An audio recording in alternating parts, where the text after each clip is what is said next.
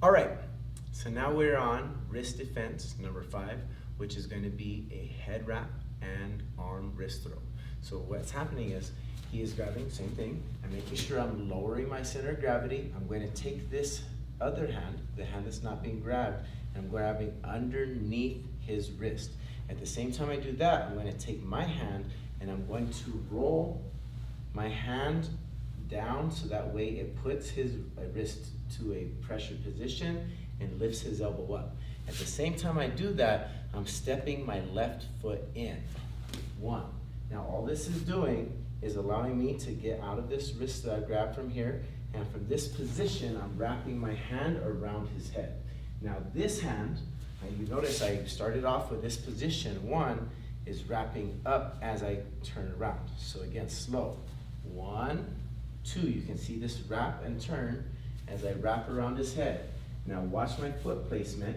My right foot's going to come back in as my left foot comes across, and you can see how my hand is around his head, his arm is around my hip right here at an angled position, and I'm going to take 2 in the same direction.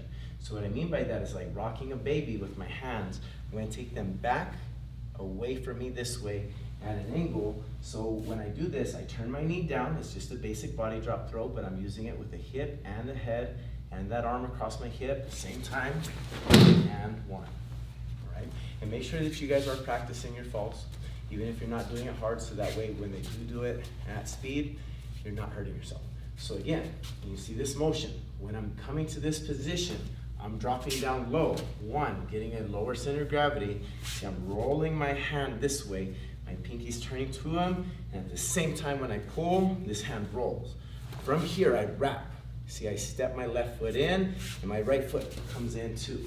So this fitting pushes my hips back into his hips, so that way I'm actually replacing him and disrupting his center of balance. Now notice that his head is in front of me and not behind me. If I try and throw him from here, there's no way. He'll actually pull me off balance and get me back. But when I replace him here this way, now I actually have his center of balance off. I'm going to step this leg across with my heel up.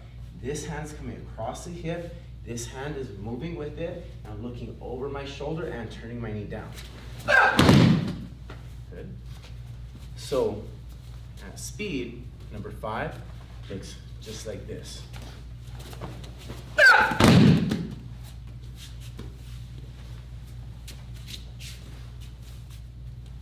And that is basic wrist defense, number 5. Thank you.